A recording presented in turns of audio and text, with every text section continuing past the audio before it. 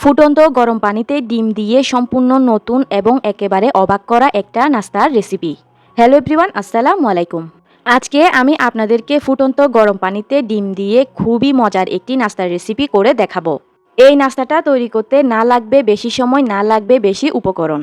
এই নাস্তাটার স্বাদ কিন্তু একবার মুখে দিলেই মনে থাকবে অনেক দিন। বিশ্বাস না হলে ভিডিওটা শেষ পর্যন্ত দেখতে থাকুন। আজকের রেসিপিটা মিস করলে কিন্তু সত্যিই লস।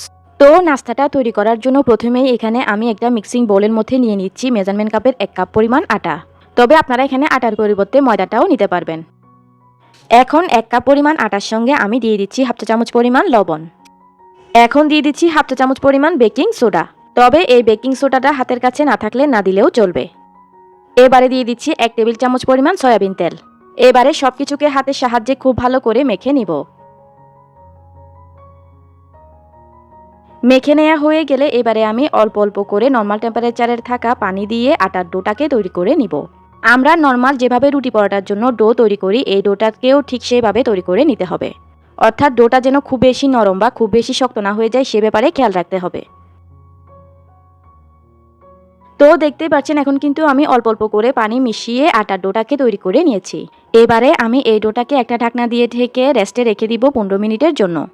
এদিকে আমি একটা বাটির মধ্যে 2টা ডিম ভেঙে নিয়ে নিচ্ছি। এবারে আমি একটা কাঁটা চামচের সাহায্যে ডিম দুটিকে ফেটিয়ে নিচ্ছি। এখন কিন্তু আমার ডিম দুটিকে ফেটিয়ে নেওয়া হয়ে গিয়েছে। এখন আমি চুলায় একটা পাত্র বসিয়ে এই পাত্রের মধ্যে পরিমাণ মতো পানি গরম করে নিয়েছি। পানির মধ্যে যখন এরকম বলক চলে আসবে তখন আমি এই ফুটন্ত পানির মধ্যে দিয়ে দিব ফেটিয়ে রাখা ডিমগুলো। এখন আমি এই ফেটানো ডিমগুলোকে পানির মধ্যে এভাবে নেড়েচেড়ে নিব। প্রায় 2 মিনিটের মতো আমি এই ফেটানো ডিমগুলোকে এই গরম পানির মধ্যে রান্না করে নিব। 2 মিনিট পর যখন ডিমগুলো এই অবস্থায় চলে আসবে তখন আমি একটা স্ট্রেনারের সাহায্যে এই ডিমগুলোকে এই পানি থেকে তুলে নিব। একইভাবে আমি সবগুলো ডিমকেই এই পানি থেকে তুলে নিচ্ছি। ডিমগুলোকে পানি থেকে তুলে নেওয়ার পর এরপর আমি ডিমগুলোকে এরকম একটা বড় ছাঁকনির মধ্যে রেখে দিয়েছি যেন ডিমের মধ্যে থাকা অবশিষ্ট সবগুলো পানি ঝরে যায়। এখন আমি চুলায় একটা প্যান বসিয়ে দিয়ে এই প্যানের মধ্যে দিয়ে দিচ্ছি 2 টেবিল চামচ পরিমাণ সয়াবিন তেল।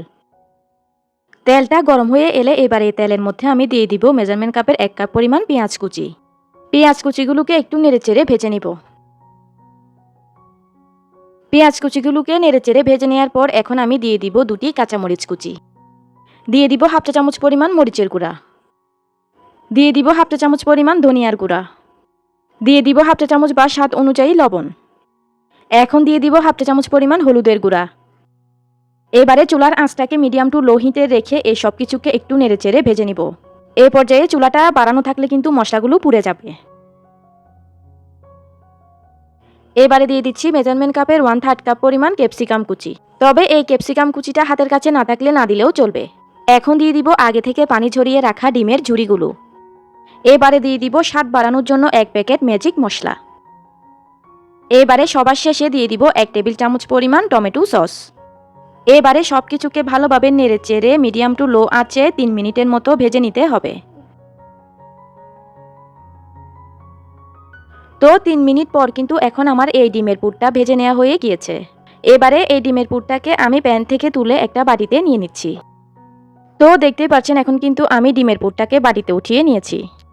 এখন আমি 15 মিনিট রেস্টে রেখে দেওয়া আটার ডোটাকে এবারে হাতের সাহায্যে আবারও খুব ভালো করে মেখে নিচ্ছি। এবারে এই ডোটাকে আমি 3টা ভাগে ভাগ করে নিয়ে 3টা লেচি কেটে নিলাম।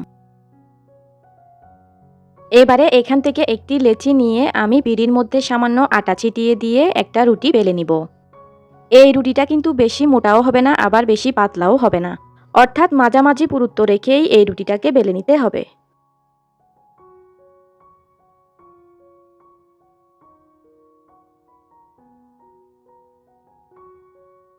তো দেখতেই পাচ্ছেন আমি কিন্তু রুটিটাকে এরকম মাঝামাঝি পুরুত্ব রেখেই বেলে নিয়েছি, অর্থাৎ এই রুটিটাকে কিন্তু নর্মাল রুটি পরোটার মতো করেই বেলে নিতে হবে। এবারে আমি এই রুটির মাঝখানে বেশি পরিমাণ করে ডিমের পুর দিয়ে দিব। এই ডিমের পুর কিন্তু কম দিলে ভালো লাগবে না, তাই ডিমের পুরটাকে বেশি পরিমাণে দিয়ে দিতে হবে। এবারে রুটির একটা সাইডকে এভাবে ধরে আমি রুটিটাকে এভাবে ফোল্ড করে নিলাম। এরপর আঙ্গুলের সাহায্যে আমি রুটির দুনো পাশকে এভাবে চেপে নিব। এতে করে রুটিটা ভেজে নেওয়ার সময় আর খুলে আসবে না। এবারে আমি একটা কাঁটা চামচের সাহায্যে রুটির ডোনো সাইডকে এভাবে একটু চেপে চেপে ডিজাইন করে নিব। তো দেখতেই পাচ্ছেন এখন কিন্তু আমার একটি নাস্তা তৈরি হয়ে গিয়েছে। একইভাবে আমি বাকি আরও দুটি নাস্তাকেও বানিয়ে নিব। এবারে এই নাস্তাগুলোকে ভেজে নেওয়ার জন্য চুলায় একটা প্যান বসিয়ে এই প্যানের মধ্যে কিছুটা সয়াবিন তেল দিয়ে আমি তেলটাকে এভাবে ব্রাশ করে নিচ্ছি। তবে আপনারা চাইলে এখানে তেলের পরিবর্তে ঘিটাও দিতে পারবেন। চুলার আঁচটাকে কিন্তু এ পর্যায়ে অবশ্যই মিডিয়াম টু লো হিটে রাখতে হবে। এবারে আমি বানিয়ে রাখা নাস্তার থেকে দুটি নাস্তা আমি এই তেল ব্রাশ করে নেওয়া প্যানের মধ্যে দিয়ে দিব। নাস্তাগুলোর উপরের সাইডেও আমি এরকম করে তেল ব্রাশ করে নিচ্ছি। কিছুক্ষণ ভেজে নেওয়ার পরই দেখতেই পাচ্ছেন এখন কিন্তু নাস্তাটা অনেকটাই ফুলে গিয়েছে। এ পর্যায়ে আমি নাস্তাগুলোকে উল্টিয়ে দিচ্ছি। এবারে আমি নাস্তাগুলোর এই পাশটাতেও আবারও কিছুটা তেল ব্রাশ করে নিচ্ছি। আপনাদের যদি খুবই অল্প পরিমাণ তেলে একটা স্বাস্থ্যকর নাস্তা খেতে ইচ্ছে করে তাহলে আপনারা কিন্তু খুব সহজেই এই নাস্তাটাকে বানিয়ে নিতে পারবেন। আমি নাস্তাটার মধ্যে কিন্তু অল্প পরিমাণে তেল ব্রাশ করে ভেজে নিচ্ছি। তবে আপনারা চাইলে নাস্তাটাকে কোনো রকম তেল ছাড়া ভেজে নিতে পারবেন। আমার আজকের এই সহজ নাস্তার রেসিপিটা যদি আপনাদের কাছে ভালো লেগে থাকে তাহলে কিন্তু অবশ্যই এই ভিডিওতে একটা লাইক দিয়ে দিবেন। ভিডিওটি অবশ্যই আপনাদের ফ্রেন্ডস অ্যান্ড ফ্যামিলির মাঝে বেশি বেশি শেয়ার করে দিবেন। তো দেখতেই পাচ্ছেন আমি কিন্তু নাস্তাগুলোকে মিডিয়াম টু লো হিটে রেখে এরকম সুন্দর একটা কালার হওয়া পর্যন্ত ভেজে নিয়েছি। এবারে এই নাস্তাগুলোকে আমি প্যান থেকে তুলে নিব।